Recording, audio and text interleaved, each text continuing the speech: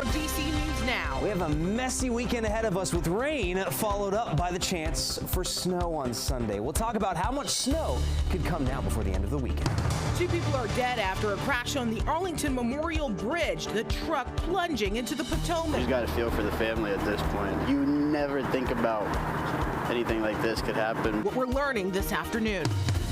As Inauguration Day inches closer, transit troubles could be on the horizon. I mean, they have like all the streets closed off down here. What you need to know navigating through D.C. Then a Metro bus crashes into a building in Prince George's County. The moments leading up to it. And the Washington Commanders heading to the divisional round of the playoffs. How the team is preparing for one of their most important games in years. You're watching the station covering all of the DMV. This is DC News Now. Thank you for joining us for DC News Now at 4. I'm Mark Hall. And good afternoon. I'm Elisa Gale. Right now we're following several top stories this afternoon all across the DMV. We begin with some breaking news. 2 people are dead after a truck crashed into the Arlington Memorial Bridge, sending it into the icy Potomac River.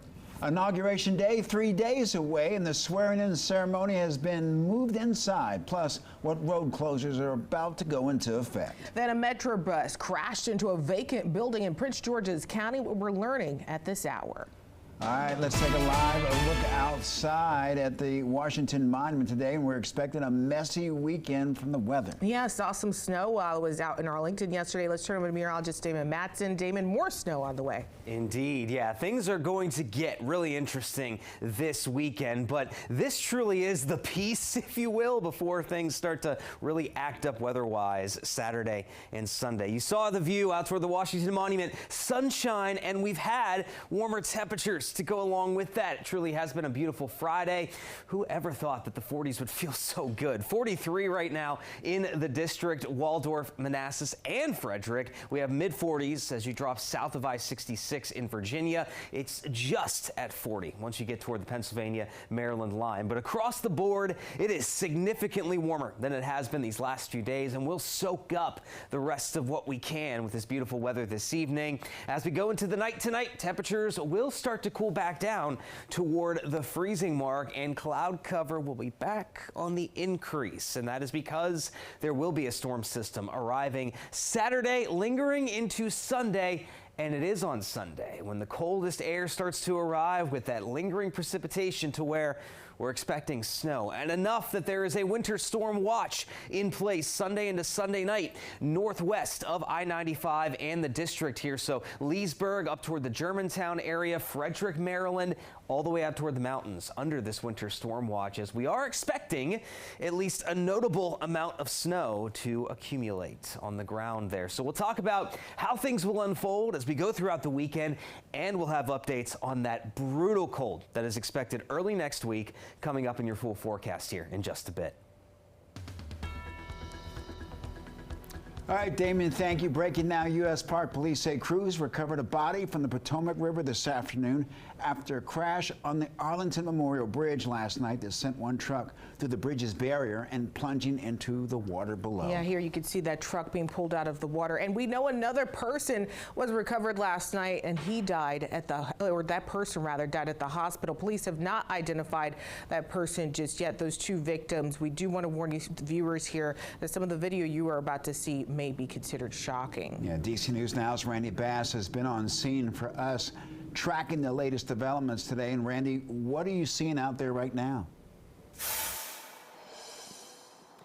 Yes, the Arlington Memorial Bridge is closed this afternoon, heading into the busy evening commute. Police, fire, and EMS crews all still on scene here after they recovered a second person from the river this afternoon. And today we got an up-close look at those recovery efforts. Today, new video showing crews pulling that white pickup truck from the water 19 hours after it swerved into the bridge's barrier and sank into the icy cold Potomac River below. U.S. Park Police say another body was recovered this afternoon. One person died at the hospital after crews pulled them from the river last night. Dramatic dash cam footage shows the moments leading up to that crash, the driver hitting another car in front of them before swerving into oncoming traffic and into the water. You just got to feel for the family at this point. You never think about anything like this could happen. This Alexandria driver was caught in last night's traffic after the deadly crash and came back to the scene today to see the damage left behind and watch as divers went back into the dangerously cold Potomac River to get the truck out. Hopefully they figure out how it happened and can prevent something like this happening again. Now you see there are still temporary barriers in place there along the bridge's edge. It's not clear at this point when those might be permanently replaced. Again, the bridge is still closed heading into the busy evening commute. The two people involved, the two victims involved in this crash, not yet been identified. We will continue to bring you details as this story develops. In Northwest Washington, I'm Randy Bass, DC News Now.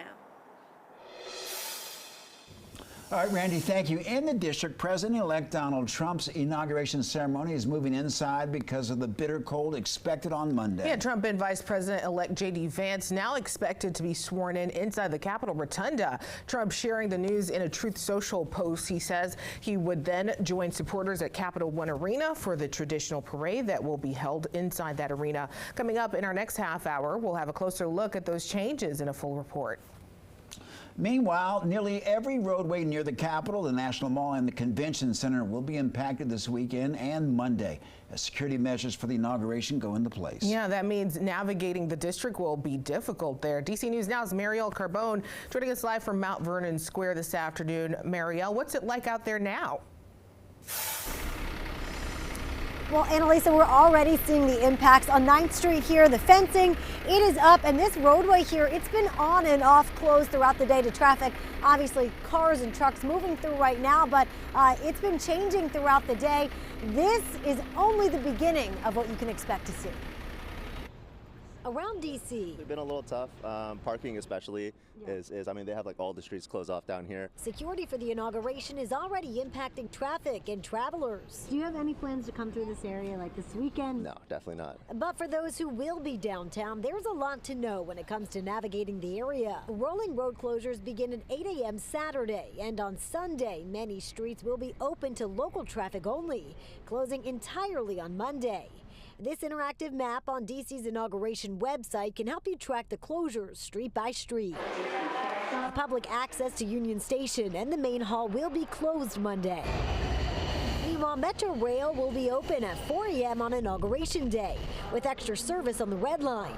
These 5 stops will be closed Sunday night through Tuesday morning. Plus, the Pentagon Station will close Monday, too. They're all going to be closed, right? Sam Mills and Cooper Moore, in town from Texas, are still coming up with a plan to get around. We can walk, Uber, I don't know. We'll figure it out. So, yeah. Prepare to walk around if need be. We're young. We got subway cards, and we'll be getting around by subway or by foot. Amy Teutenberg, in town for the inauguration Monday, says she and her group are all set. We got an Airbnb by the Armory. It'll be a 40-minute walk early in the morning on Monday to get over there.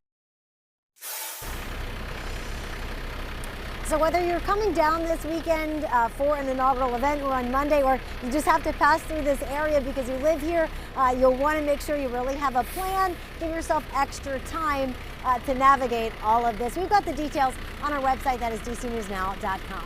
In Northwest tonight, I'm Marielle Carbone, DC News Now. Marielle, thank you. Thousands are expected to march to the Lincoln Memorial tomorrow to protest the incoming administration. The People's March is organized by national and local activist groups. The same groups organized the Women's March back in 2017. That march will start at 11 a.m. with meetup locations at Farragut Square, McPherson Square, and Franklin Park. And it will end with a 1 p.m. rally at the Lincoln Memorial. And we have you covered now Inauguration Day on all sides on Monday. Our network News Nation has special coverage starting at 11 a.m. Then we'll have more to come on DC News Now starting at 4 p.m. after Flipside. Well, developing now, the U.S. Supreme Court is upholding their federal ban on TikTok. The app is set to be banned in the U.S. starting Sunday. That's unless parent company ByteDance sells the app. Top U.S. officials say the app threatens national security. President-elect Donald Trump has indicated he plans to negotiate a solution when he comes into office Monday. And yesterday, outgoing President Joe Biden said he would not enforce a ban if it was upheld. Well, one person is dead after a Metro bus collided into a building in Prince George's County. And at this point, WMATA has also confirmed multiple customers on board were not hurt. Crews towing away that bus today, setting up fencing there around that vacant building. DC News Now's Liberty Simmons is live in Riverdale Park with more on what led up to the crash. Well, Mark and Annalisa, such a tragic accident. Now, WMATA did confirm that its bus driver suffered a medical emergency, and you can see where that bus just collided into this vacant building here behind me and all of the destruction left behind. Unfortunately, that driver did not survive. Crews towing this Metro bus after its driver suffered a medical emergency and crashed into this building off Rhode Island Avenue just before 7 this morning. I understand that the drivers died, which is very unfortunate, and I'm just happy that no one else was injured. Neighbor Bruce Wernick says the bus clipped his property, his neighbor's home, a street pole, and 2 vacant buildings. The light pole in front of my house was knocked over, and then down the street, the next door down, there's my immediate neighbor, then the one beyond that, the tree got knocked over. Andrea Roberts, who owns a barber's shop nearby, says the crash was affecting her customers' ability to get to her shop. I had to call my customers, park far away, and I canceled some appointments that I have early this morning. WMATA released a statement saying, in part, the operator's family and Metro have suffered a great loss. Please keep us in your thoughts. I was thinking about, oh my gosh, around here, I couldn't believe it. I said, that can be a heart attack, because I walked all the way there and I saw, like a tree and bench and the floor. And I said, wow, this is so hard. And firefighters say that there were 4 people on board at the time of the crash. Thankfully, they were not injured. For now, live here in Riverdale Park, Liberty Simmons, DC News Now.